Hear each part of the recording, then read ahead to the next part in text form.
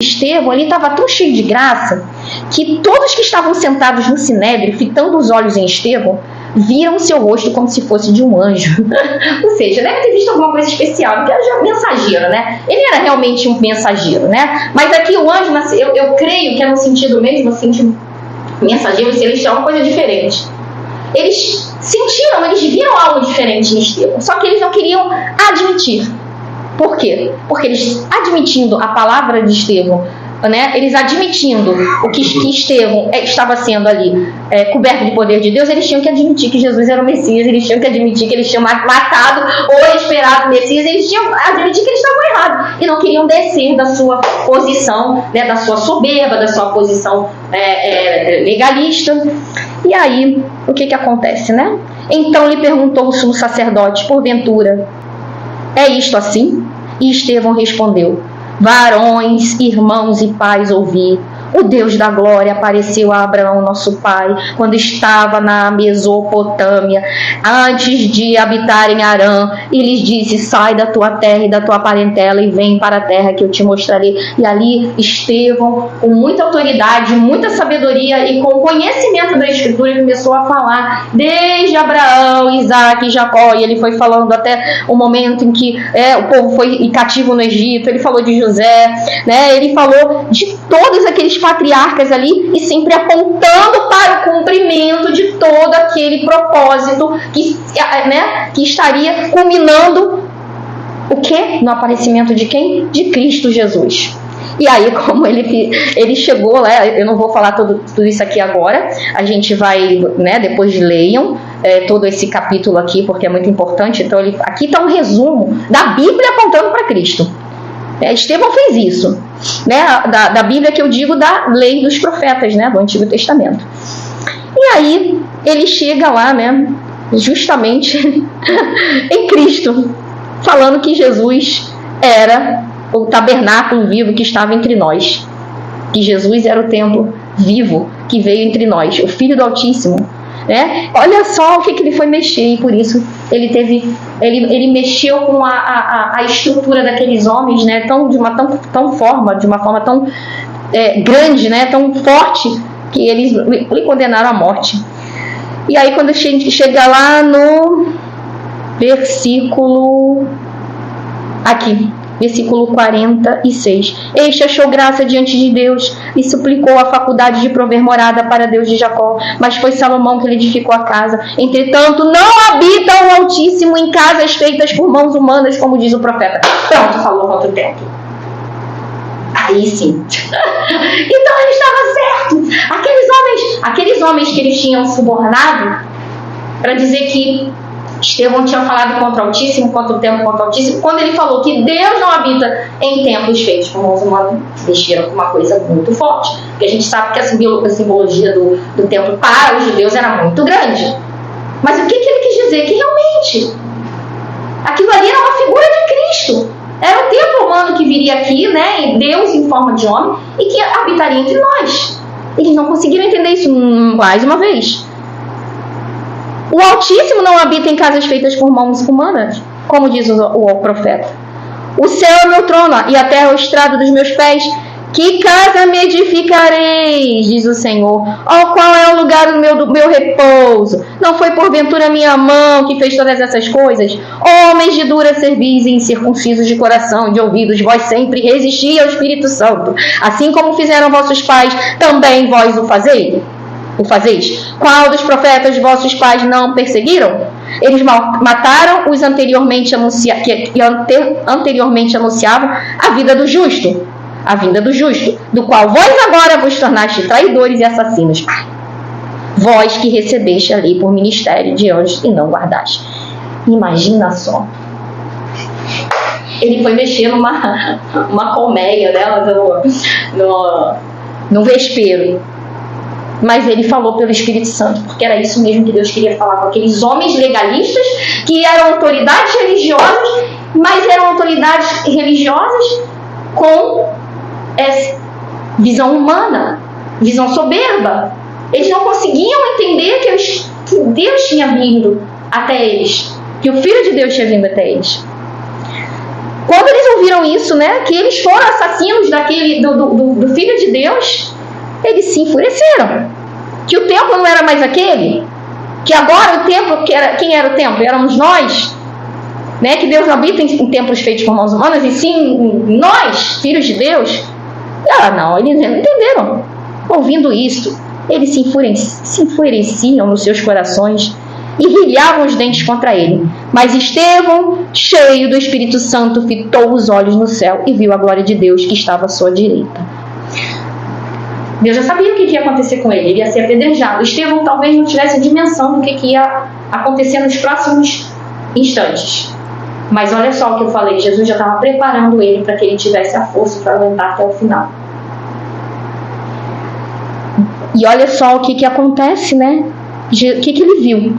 Por isso que eu falei, foi a coisa mais triste e a coisa mais feliz da vida dele. Mais triste na nossa ótica humana, e mais feliz porque naquele momento ele viu a glória de Deus, Jesus, que estava à sua direita. E ele disse: eis que vejo os céus abertos e o Filho do Homem em pé à destra de Deus. Imagina, ver Jesus. Estevão teve a maravilha, né, da bênção de ver Jesus ressuscitado. Quantos queriam isso? Mas olha o que me custou também, não é fácil. Às vezes a gente quer coisas maravilhosas com Deus, né? Eu quero ver Deus operando na minha vida. Aí quando as coisas começam, o coro começa a cantar, a coisa fica difícil. Mas você quer ver Jesus operando na sua vida de uma forma poderosa? A forma poderosa é a seguinte: é no impossível. Aí tem que ver a situação impossível. Meu Deus, eu tô passando uma situação horrível, impossível. O Senhor deixa eu passar por isso. Mas o Senhor não falou que queria ver Deus operando de forma o impossível na sua vida? Então como é que ele vai operar o impossível se não vier o impossível para você? Que vai te atormentar, né? Porque quando a gente está diante de uma coisa impossível, a gente fica louco. Porque a gente, como é que eu vou fazer agora? Meu Deus, socorro! Sempre foi assim. Foram assim com os discípulos e assim conosco, que somos os discípulos de hoje. Mas Estevão não se importou. Quando ele viu Jesus, ele estava preparado para tudo. Que coisa linda, mas também do tamanho, né, da maravilha que foi, né, ver Jesus ressuscitado. Quem que viu depois disso? Foi Paulo, né? Saulo, quando estava perseguindo, mas foi por um outro motivo muito diferente. Mas quem é que viu assim a destra do Pai, essa maravilhosa visão? Nem Pedro viu isso, nem João, que pelo menos está relatado aqui. Não agora, nesse princípio. João vê depois nas revelações que ele tem em Apocalipse, mas isso é mais tarde. Mas agora, nesse momento, eles foram presos, viram anjo, mas eles não tinham visto Jesus ressuscitado à destra do Pai. Quem viu? Estevão, o diácono, o responsável por servir a mesa. E aí, o que acontece? Eles, porém, clamando em voz alta, taparam os ouvidos e unânimes arremeteram contra ele, lançando fora da cidade, o apedrejaram. As testemunhas deixaram suas vestes aos pés de um jovem chamado Saulo. E aqui aparece a figura mais importante, né, agora, né, a partir de agora, na igreja, mais importante que eu digo, né, mais importante que as outras, mas mais importante para trazer o evangelho para nós, os gentios, né, porque se não fosse por ele, né, o mundo inteiro não teria sido alcançado, mas sim aquela parte só ali, né, da Judéia. Mas ele que se incumbiu em cruzar mares, né, e ir até mais além, até os gentios, de fato, né, sair daquele momento ali, onde quem fosse gentio tinha que estar ali, né, em Jerusalém, tinha que estar ali na Judéia para ser uma igreja, como esses helenistas, mas daqui a pouco Deus vai levantar um outro que não vai estar somente pregando para os gentios que estão ali, junto com o povo hebreu, mas vai ir além dos mares para buscar os gentios lá longe e falar do evangelho lá longe, né? Passando além da Judéia, da Samaria, né? Indo até os confins da terra. Aí o que acontece?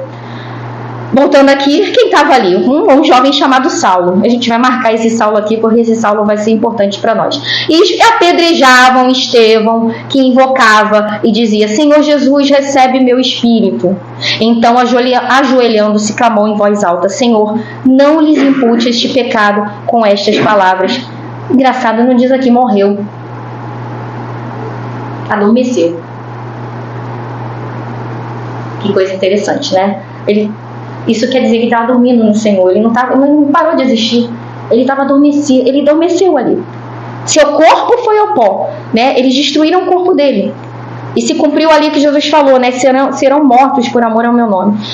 Então ele teve a visão linda e ao mesmo tempo a dor. Eu acredito que Estevão naquele momento ele nem sentiu a dor das pedras batendo no seu corpo. Embora destruiu o seu corpo, ele estava tão impactado pela visão de Cristo, que era tão linda, ele vendo Filho de Deus, ele estava tão maravilhado. Não, eu estou realmente fazendo aquilo que ele quer. Ele está ali olhando para mim. Que ele não deve nem ter se importado com as pedras lá. O sangue estava jorrando, a pedra batendo, pedra aqui, pedra ali. Para quem estava de fora, aquilo era uma visão horrível, era um terror. Era uma coisa terrível. Era aterrorizante. Mas para ele, era uma coisa maravilhosa. Ele estava vendo a melhor coisa da vida dele. E ali ele adormeceu. Então a gente vai parar aqui hoje, né? A gente vai parar nessa palavra aqui, dando continuidade a esse estudo no livro de Atos, né? E teve um jovem lá que pegou ali, deixaram as vestes, né? Os que estavam ali, as falsas testemunhas, né? Os que estavam apedrejando, deixaram as vestes perto de um homem que estava ali, que vendo aquilo tudo, consentiu tudo isso, só olhando ali, e que mais tarde essa cena iria fazer uma revolução na cabeça desse homem que a princípio consentiu em tudo isso, que tudo isso acontecesse. E até achou justo, tá lá, blasfemou, ele falou que Jesus que esse Cristo aí era o Messias. Ela falou, olha só, ainda disse que nós assassinamos o Filho de Deus, que esse templo aqui não é onde Deus habita, o nosso templo. Esse homem merecia isso, ele só ficou ali olhando, né? E não fez nada. Porém, Deus tinha até um propósito daquele homem estar olhando aquilo ali e não fazer nada, né? Aquele homem chamado Saulo, que a gente vai fazer, que ele podia ter feito alguma coisa e nada fez para impedir aquilo ali. E para terminar aqui, ajoelhando-se, que lindo, ele morreu de joelho, né? Ele morreu de joelho, adorando. Ele pediu, o que ele falou, Estevão? Ele fez igual Jesus. Era Jesus ali olhando para ele e lembrou, foi isso que meu mestre fez? Foi isso que o senhor fez? Eu estou te vendo aí. O que o senhor fez? Falou assim, não leve em conta o que eles estão fazendo, Senhor, porque eles não sabem o que fazem. Foi isso que o senhor falou, eu vou falar também. Pai, não lhes impute este pecado. Na mesma coisa que Jesus falou. Né? E com essas palavras adormeceu e Saulo consentia na sua morte. A gente terminou aqui o capítulo 7.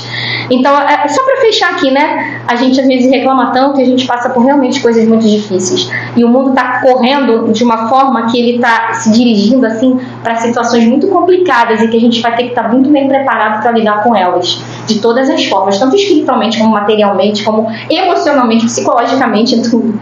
E até mesmo para entender o panorama que está ao nosso redor. Mas Deus, ele não deixa nada acontecer sem antes nos preparar. Ele está nos preparando, como ele preparou a Estevão, né? Para que a gente possa estar sempre olhando para Cristo, aquele que está à direita do Pai, né? E o que aconteceu? Estevão adormeceu, mas ele foi para ao lado daquele que ele contemplava ali. Ele já sabia qual era o destino dele. Que maravilha, né? Porque ele adormeceu de uma forma horrorosa para nós, né, olhando assim pelos olhos da carne, mas de uma forma tão linda, porque ele foi sabendo para onde ele estava indo, com quem ele ia estar na eternidade, né? Fechou os olhos sabendo como é que ele ia estar, né? E a gente às vezes aqui fica desesperado com situações tão meu Deus, e agora? A gente nem está sendo apedrejado, a gente só está sendo um pouquinho, né, desafiado aí, mas que a gente possa guardar isso, né? Que a gente possa sempre olhar e ver Jesus à direita do Pai. É claro, não se compara a situação ali, ninguém aqui vai comparar essa situação com a de Estevão, mas assim, nas coisas que vierem, sempre olhando Jesus à direita do Pai. Ele está comigo, ele que está comigo, ele que está comigo, ele que está comigo. Então, se ele está comigo, não tem como eu falhar, né? Não tem como eu me perder, né? A não ser que eu queira. Amém? Que Deus abençoe.